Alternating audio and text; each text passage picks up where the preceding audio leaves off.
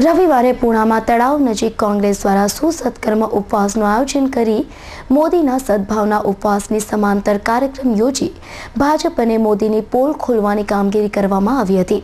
જોકે મોદીના સદભાવના મિશનની સામે કોંગ્રેસના સુસત્કર્મ ઉપવાસ સભા જેવા બની રહ્યા હતા। માંડ 2 થી 3000 કાર્યકરો વચ્ચે યોજાયેલા કાર્યક્રમમાં ધારણા પ્રમાણે કોઈ નેતાઓ તો નહોતા આવ્યા, પરંતુ જે હાજર હતા તેમાંથી સૌથી વધુ આગ ધીરુ ગજેરાએ ઓકી હતી। વિકાસના પૈસા વિકાસમાં વપરાય, એક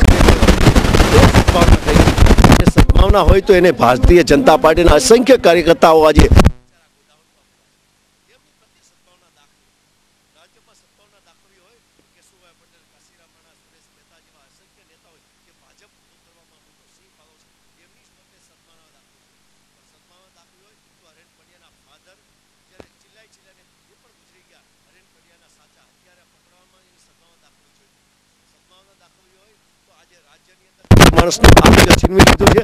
आरोग्यની પાછળ સદભાવના વાપરવી જોઈએ તો સાચી સદભાવના હોય।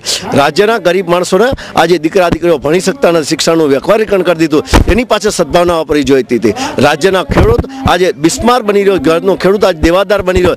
રાજ્યના ખેડૂતો માટે ફ્રી વીજળી આપવી જોઈએ, સસ્તી વીજળી આપવી જોઈએ, એને માટે સદભાવના દાખવી જોઈએ। રાજ્યની અંદર ખેત ઓજારો ઉપર જે વધારાના વેટ ટેક્સ લેવાય છે એ વેટ ટેક્સ નાબૂદ કરવા જોઈએ। જો એ વેટ ટેક્સ નાબૂદ કરે તો સાચી સદભાવના, એને ઉપવાસ કરવાની જરૂર ન પડતે, પરંતુ માત્ર ને માત્ર આ વેટ ટેક્સ નાબૂદ કરે ગુજરાત રાજ્યની અંદર ડીઝલ, પેટ્રોલ, સીએનજી ઉપર, તો ઓટોમેટિક ગુજરાતની અંદર સદભાવના પ્રાપ્ત થાય। પરંતુ એને સદભાવનામાં રસ નથી, એને માત્ર રસ છે પોતાની પ્રસિદ્ધિમાં, એની પોતાના પ્રચારમાં રસ છે। જેથી કરીને આ નરેન્દ્ર રાજ્ય સરકારના જે સદભાવનાના ઉપવાસ છે એને હું વખોડી કાઢું છું અને સાચા ગાંધી ચિંતા માર્ગમાં જે સદભાવના આજે તુષારભાઈ ચૌધરીના આગેવાની નીચે, જે અમદાવાદમાં શંકરસિંહ બાપુની આગેવાની નીચે જે અમે 75 કલાકના ઉપવાસ કે એને હું આવકારું છું। ગાંધી ક્યારે મતલબ સરકારી તંત્રનો ઉપયોગ નહોતા કરતા, ગાંધી પોતે મતલબ જ્યાં ઈચ્છા પડે ત્યાં બેસી જતા અને એ રાષ્ટ્રના અને પ્રજાના વિકાસ માટે અને પ્રજાના હિત માટે સદભાવના ઉપવાસ કરતા। જ્યારે આજે સદભાવના એક વ્યાપારીકરણ, એ પ્રોફેશનલ બનાવી દીધું છે, એને હું વખોડી કાઢું છું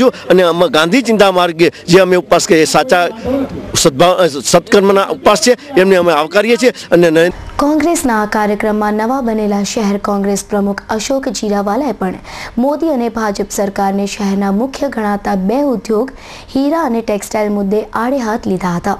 આ બંને ઉદ્યોગોની પડતીના સમયે મોદીની સદભાવના ક્યાં ગઈ હતી તેવા વેધક સવાલો તેમણે કર્યા હતા। ગુમરાહ કરવાની આજે ભાજપ સરકાર વાત કરી રહ્યો ત્યારે અમે એની સામે સત્યની વાત સાથે જે હકીકત છે કે કેન્દ્ર સરકારે સુરત શહેરને કેટલા રૂપિયા આપ્યા, તો હું કહી શકું કે 2000 થી 2200 કરોડ રૂપિયા સુરત શહેરને આપ્યા છે। કારણ કે આજે કોસાડની ગરીબ આવાસ યોજના હોય, 20,000 મકાનો આપ્યા છે। આજે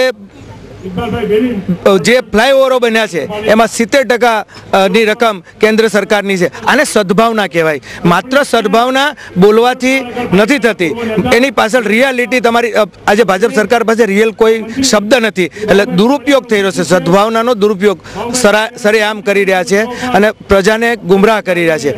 પણ આજે જોઈએ તો પ્રજા જાગી ચૂકી છે અને આવા ધાક દબાણથી સદભાવનાના કાર્યક્રમો કરી અને જે વાતાવરણ ઊભું કરવાની વાત કરે છે એમાં સરેઆમ ભાજપ સરકાર અને માનનીય નરેન્દ્ર મોદી નિષ્ફળ ગયા છે। કારણ કે સદભાવના કોની કરાય કે આજે ટેક્સટાઇલ ઉદ્યોગ મોટો સુરત શહેરની અંદર છે, ડાયમંડ ઉદ્યોગ મોટો છે। જ્યારે ડાયમંડની અંદર મંદી આવી ત્યારે સદભાવના ક્યાં હતી મુખ્યમંત્રીના દિલમાં, કે જ્યારે 10 લાખ રત્ન કલાકારો બેકાર બન્યા હતા, મંદીને કારણે કારખાનાઓ બંધ હતા, ત્યારે દુહાર લગાવેલી ગુજરાત સરકારના મુખ્યમંત્રી પાસે કે તમે કંઈ મદદ કરો, ત્યારે ત્યાં અહીંના વેપારીઓને ધુષ્કારવામાં આવ્યા અને એમ કહેવામાં આવ્યું કે તમે તો કરોડપતિઓ છો, તમે સંભાળી લો। આવી રીતે 10 લાખ રત્ન કલાકારો જે ભાજપને વર્ષોથી મત આપતા હતા એ લોકોની અવગણના કરી આને સદભાવના નથી કહેવાની, દુર્ભાવના કહેવાય છે। મોદીના સદભાવના કાર્યક્રમમાં સુરત મહાનગરપાલિકા દ્વારા બેફામ ખર્ચો થયો હોવાને કારણે સ્વાભાવિક છે કે સુરત મહાનગરપાલિકામાં વિરોધ પક્ષ તરીકે બેઠેલા કોંગ્રેસને આ મુદ્દે નવો મુદ્દો મળી ગયો હતો। પાલિકા દ્વારા કરવામાં આવેલા બેફામ ખર્ચાને યાદ કરી વિપક્ષના નેતા બાબુ રાયકાએ પાલિકા પર અનેક સવાલો ઊભા કરી દીધા હતા।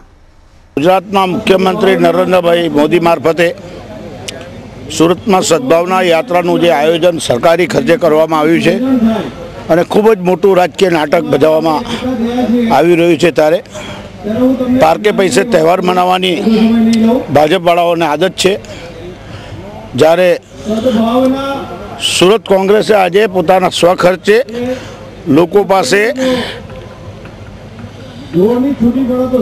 જે પણ ફંડ ફાળો થયો લોકોના સહકારથી એક સાદગીપૂર્ણ પ્રોગ્રામ અહીંયા વરાછા રોડ પર પૂણા ગામની મોદીના સદભાવના ઉપવાસની લઘુલઘ સુસત્કર્મ ઉપવાસ યોજનાર કોંગ્રેસ પક્ષને જોકે પોતાના જ આમંત્રિત નેતાઓની ખોટ કાર્યક્રમ દરમિયાન ચાલી હતી। આ કાર્યક્રમમાં બોલકા નેતાઓ વિઠ્ઠલ રાદડિયા, બાવકુ ઉંતાડ અને તરસરિયા હાજર ન રહેતા કોંગ્રેસીઓમાં જ કણકણાટ શરૂ થઈ ગયો હતો। વળી આ સુસત્કર્મ ઉપવાસમાં જ કેન્દ્રીય મંત્રી તુષાર ચૌધરીનો જન્મદિવસ ઉજવાતા મોદીને ભાંડતા નેતાઓએ પણ પોતાની જબાન પર લગામ રાખવી પડી હોય તેવું ચિત્ર ઉપસતું હતું। Bureau news, Hind TV, Surat.